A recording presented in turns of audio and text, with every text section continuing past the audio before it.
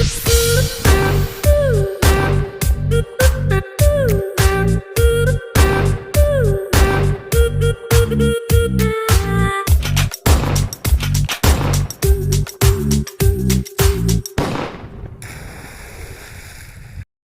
मैं बता दूं, जब सहवाग मार रहा था तो बालकनी में रोहित शर्मा उसको देख रहा था। साला 3 बार ठोका, हिट 3 टाइम डबल सेंचुरीज, 3 बार ठोका। इससे किसी ने पूछा कि तू राजा क्यों है, तेरे में तो कैसी कोई क्वालिटी नहीं। क्या बोलता है? बोला मुझे लगता है मैं राजा हूं, इसलिए मैं राजा हूं। मुझे लगता है मैं राजा हूं। आप फील करना शुरू कर दो कि आप सब लोग अगले 1 साल में रूल कर सकते हो। आपका एटीट्यूड चेंज हो जाएगा, आपका एक्शन प्लान बदल जाएगा। You can rule the market my dear friends.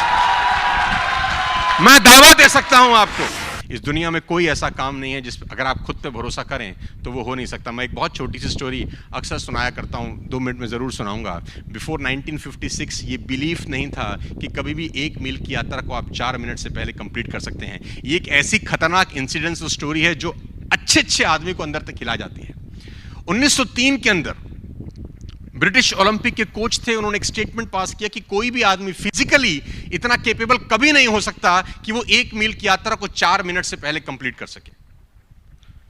1 मील की यात्रा 4 मिनट से पहले हो ही नहीं सकती, फिजिकली आदमी इतना कैपेबल नहीं है। तो 1903 में जब ब्रिटिश ओलंपिक की कोच ने ये माइंडसेट किया लोगों का, तो लोगों का वैसे ही माइंडसेट हो गया। वो लोग ट्रैक पे दौड़ने लगे ये सोच के साथ कि कोई भी आदमी 1 मील को 4 मिनट से पहले कंप्लीट नहीं कर सकता। Until the year came 1956 when Roger Bannister came into the action। Roger banister ने 1 मील की यात्रा को 3 मिनट 59 सेकंड 4 मिली सेकंड में जब कंप्लीट किया तो एक बिलीफ सिस्टम पैदा हुआ, if he can do we can do. मैं आपको बता दूं, जब मैं आपसे बात कर रहा हूं आज 1956 से लेकर आज 2021 तक करीब 7,000 से ज्यादा लोग ऐसे हैं जो 1 मील की यात्रा को 4 मिनट से पहले कंप्लीट कर चुके हैं। Even school going kids, school जाने वाले बच्चे भी आज 1 मील को 4 मिनट से पहले कंप्लीट कर जाते हैं। 53 साल से एक भी नहीं कर पाया था, लेकिन जब रॉजर बैनिस्टर निकल के आया, what change after 1956 ladies and gentleman, is simple belief, if one can do we can do. क्योंकि बिलीफ चेंज होते ही जो सेकंड बाय प्रोडक्ट है बिलीफ का, वो एटीट्यूड चेंज हो जाता है।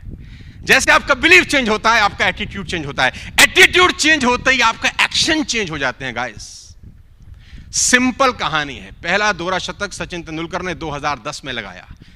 2010 first double century score by Sachin Ramesh Tendulkar against South Africa in 2010।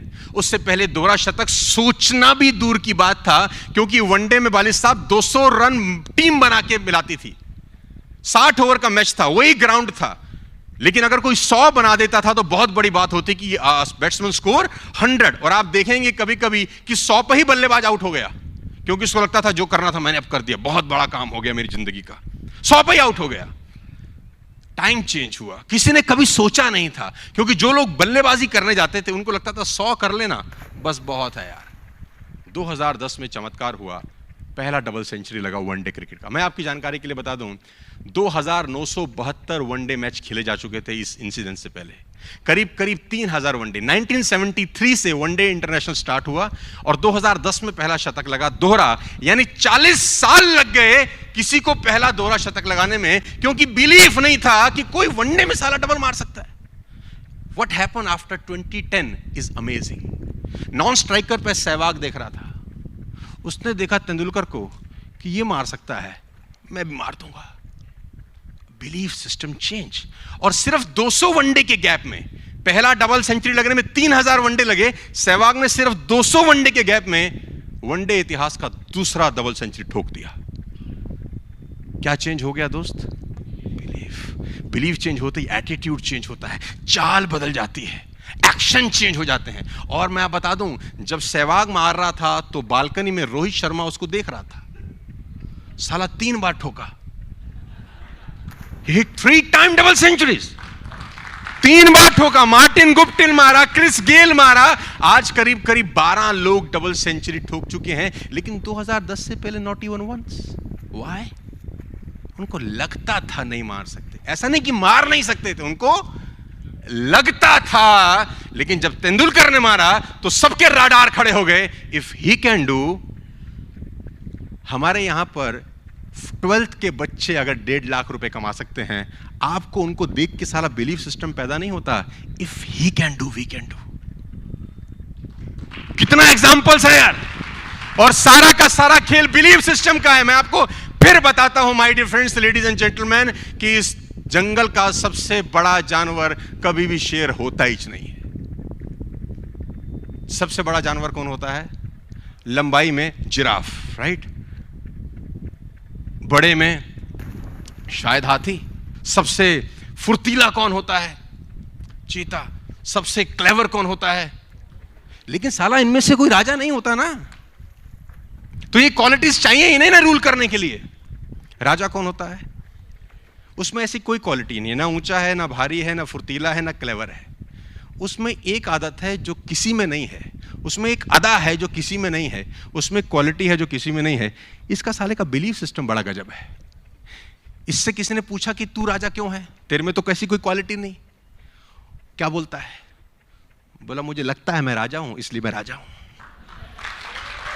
मुझे लगता है मैं राजा हूं। अब इस बिलीफ सिस्टम से होता क्या है? एटीट्यूड चेंज होता है, एक्शन बदल जाता है। हाथी ने शेर को देखा, शेर ने हाथी को देखा, एनकाउंटर हुआ, आंखों का आमना सामना हुआ। अब हाथी ताकतवर है कि शेर? कॉमन सेंस देखो, हाथी ताकतवर है। अगर वो पैर डाल दे तो मुझे लगता नहीं शेर कभी खड़ा हो सकता है। वो सूंड में लपेट के फेंक दे तो शेर हमसे 100 फुट दूर जाए, लेकिन हाथी को ऐसा लगता ही नहीं। जब दोनों आमने सामने देखते हैं तो हाथी के दिमाग में शेर को देखते ही आता है, ईटर, ये खाएगा।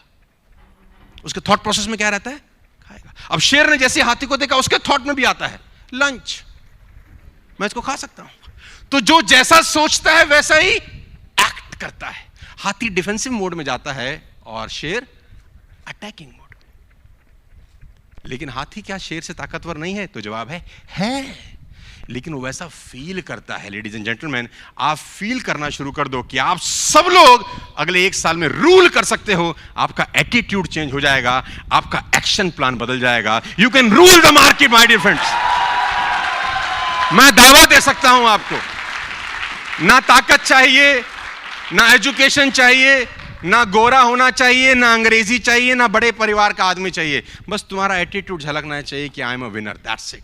मैं आपको बता दूं, अभी अनाउंसमेंट हो जाए कि इस बाहर लीला में 100 हाथी घूम रहे हैं, तुमको टट्टू फर्क नहीं पड़ेगा।